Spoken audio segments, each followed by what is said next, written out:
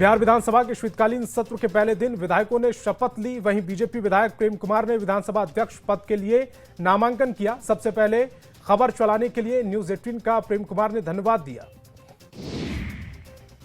पटना में बीजेपी के चुनाव प्रबंधन समिति की बैठक हुई। बैठक में चुनाव प्रबंधन समिति के करीब 200 से ज्यादा महत्वपूर्ण पदाधिकारी और कार्यकर्ताओं का अभिनंदन किया गया। बिहार विधानसभा चुनाव के प्रबंधन में 200 प्रमुख कार्यकर्ता शामिल थे। कांग्रेस की राष्ट्रीय अध्यक्ष अलका लांबा ने झारखंड वासियों से महारैली में शामिल होने की अपील की। अलका लांबा ने कहा है कि 14 दिसंबर को दिल्ली के रामलीला मैदान में कांग्रेस की विशाल रैली आयोजित की जाएगी। केंद्र सरकार के खिलाफ कांग्रेस रैली करके वोट चोरी पर सवाल उठाएगी। जामताड़ा के बाबूपुर में आत्मनिर्भर भारत संकल्प अभियान के तहत जन चौपाल का आयोजन किया गया, जिसमें बीजेपी प्रदेश अध्यक्ष और नेता प्रतिपक्ष बाबूलाल मरांडी और पूर्व सांसद सुनील सोरेन शामिल हुए। मरांडी ने ग्रामीणों से संवाद कर स्वदेशी वस्तुओं का इस्तेमाल का आह्वान किया। उन्होंने हेमंत सरकार पर चुनावी वादों से मुकरने, खराब कानून व्यवस्था, भ्रष्टाचार का आरोप लगाया। महर्षि से आरजेडी विधायक गौतम ऋषि ऑटो से हवाई चप्पल पहने बिहार विधानसभा पहुंचे। इस दौरान उन्होंने जनहित के मुद्दों को उठाने की बात कही, साथ ही जनता और मीडिया का धन्यवाद दिया। बिहार चुनाव के नतीजों के बाद विपक्ष के रवैये पर प्रधानमंत्री मोदी ने निशाना साधा। सत्र शुरू होने से पहले प्रधानमंत्री ने कहा कि विपक्ष को पराजय की निराशा से बाहर निकलना चाहिए। दुर्भाग्य यह है कि एक दो दल तो ऐसे हैं कि वो पराजय ही नहीं पचा पा रहे। राज्यसभा में मल्लिकार्जुन खड़गे के बयान पर जेपी नड्डा ने पलटवार किया। राज्यसभा में सदन के नेता जेपी नड्डा ने कहा कि विपक्ष हमारे बहुत सम्मानीय है। बिहार, हरियाणा और महाराष्ट्र में हार से आपको बहुत दर्द हुआ है, लेकिन आपको अपना दर्द और तकलीफ किसी डॉक्टर को बतानी चाहिए। झारखंड में धान की सरकारी खरीद अभी शुरू नहीं हुई। ऐसे में ग्रामीण क्षेत्रों में बिचौलियों का दबदबा बढ़ गया है। किसान मजबूरन 2400 रुपए प्रति क्विंटल की सरकारी दर के बजाय 1600 से 1700 में धान बेच रहे हैं। वहीं कृषि मंत्री ने कहा कि जल्द खरीद शुरू कर किसानों को लाभ दिलाया जाएगा। झारखंड में धान खरीद शुरू न होने पर राजनीति तेज हो गई है। बीजेपी प्रवक्ता प्रतुल शाहदेव ने आरोप लगाया कि सरकार किसानों को एमएसपी तक नहीं दे पा रही है और धान खरीद में अनावश्यक देरी कर रही है। वहीं कांग्रेस और जेएमएम ने जल्द खरीद शुरू करने का दावा किया। मधेपुरा में अतिक्रमणकारियों के खिलाफ जिला प्रशासन का शिकंजा लगातार कसता जा रहा है। शहर में तीसरे दिन भी बुलडोजर चला। पुरानी कचहरी चौक से लेकर एसडीएम आवास तक सरकारी जमीन से अतिक्रमण हटाया गया। कई दुकानदारों से जुर्माना भी वसूला गया। हारा शहर में फिर अतिक्रमण हटाओ अभियान चलाया गया। अतिक्रमण करने पर कई लोगों से जुर्माना भी वसूला गया।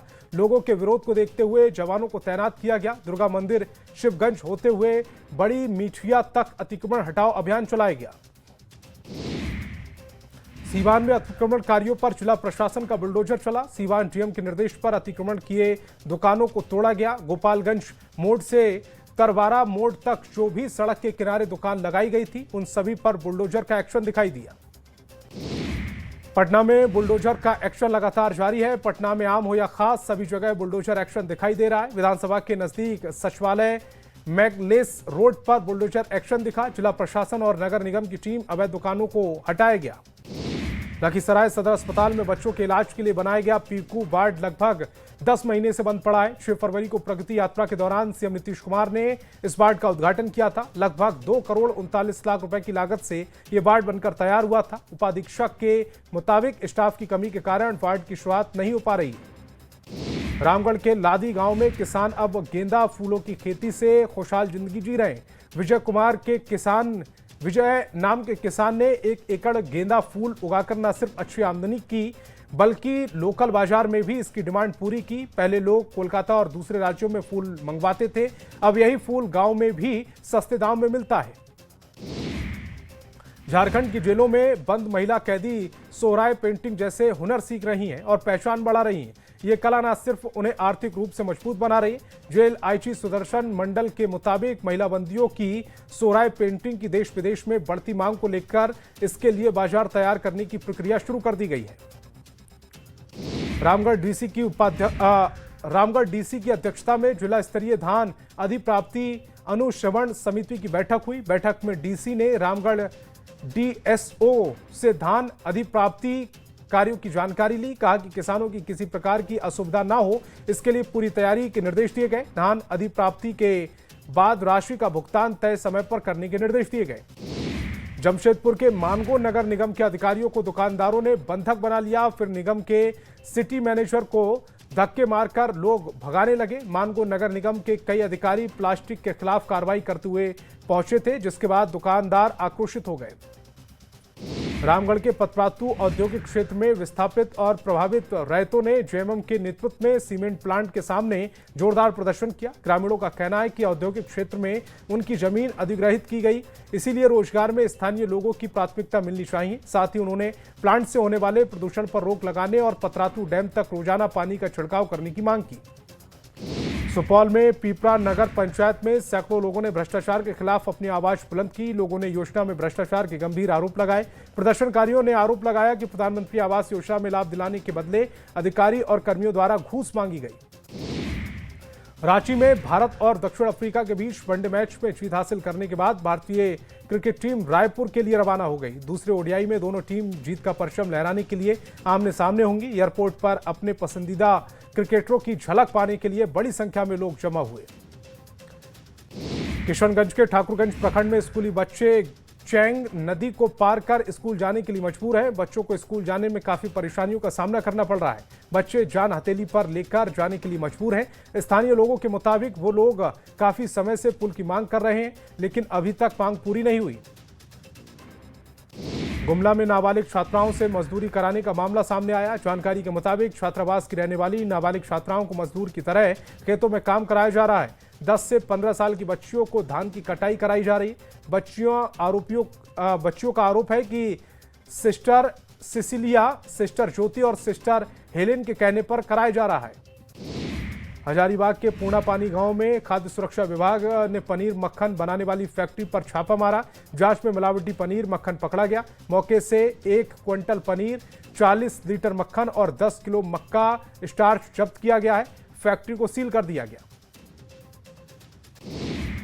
धनबाद की खराब सड़कों पर कार्रवाई न होने से नाराज विधायक राज सिन्हा नगर निगम मुख्यालय पर अनिश्चितकालीन धरना शुरू किया है। उनका आरोप है कि एसीबी जांच में फंसे 200 करोड़ की सड़क योजना अटकी है, जिससे शहर की सड़कें बदहाल है। नगर आयुक्त ने कहा कि एसीबी की एनओसी मिलते ही सभी योजनाओं पर काम शुरू होगा। बिहार में बुलडोजर का एक्शन जारी है। लगातार अतिक्रमण हटाओ अभियान के बाद इसका विरोध भी शुरू हो गया है। पटना की सड़क पर झुग्गी झोपड़ी के लोग सड़क पर उतरे और सरकार के खिलाफ प्रदर्शन किया। प्रदर्शन कर रही महिलाओं ने कहा, सरकार हमारे आशियाने को उजाड़ रही है। छपरा में जिला प्रशासन ने एक बार फिर बुलडोजर अभियान को शुरू कर दिया है। इस बार शहर के सरकारी बाजार में बुलडोजर अभियान चलाया गया। इस अभियान के तहत बुलडोजर से अवैध निर्माण को ध्वस्त किया गया। वहीं लोगों को चेतावनी दी गई कि अवैध निर्माण न करें। सीतामढ़ी के डुमरा हवाई अड्डा मैदान में पार्क निर्माण काम का स्थानीय लोगों ने जमकर विरोध किया। इस दौरान सैकड़ों की संख्या में लोग जमा हुए और जिला प्रशासन के काम के खिलाफ जमकर नारेबाजी की। लोगों का कहना है कि पार्क निर्माण से हवाई अड्डा मैदान का स्वरूप काफी छोटा हो जाएगा। राजगीर प्रखंड के कटारी गांव के पास पुलिस अकादमी का विस्तार हो रहा है। 22 एकड़ जमीन का अधिग्रहण किया जा रहा है। जमीन अधिग्रहण को लेकर किसानों का कहना है कि अधिग्रहण करने का तरीका गलत है। किसी व्यक्ति विशेष के जमीन को बचाने की साजिश का आरोप लगाया गया। जयपुर की पिंक सिटी की तर्ज पर बिहार के मधुबनी में कला ग्राम विकसित किया जाएगा, जहां सभी मकान एक जैसे नजर आएंगे। सभी घर पर मधुबनी पेंटिंग बनाई जाएगी और उनका नाम कलाग्राम रखा जाएगा। इसकी जिम्मेदारी बिहार म्यूजियम के महानिदेशक अंजलि कुमार को दी गई है। बोकारो एयरपोर्ट से उड़ान सेवा शुरू करने के लिए बोकारो स्टील ने अतिक्रमण हटाने की कार्रवाई पर राजनीति तेज हो गई। नेताओं ने लोगों को बसाए बिना अतिक्रमण हटाने का विरोध किया। बीजेपी जिलाध्यक्ष जयदेव राय और आरजेडी नेता अवधेश यादव ने इस पर आपत्ति जताई। वहीं स्थानीय लोगों ने कहा कि राजनीतिक दल विकास रोक रहे हैं।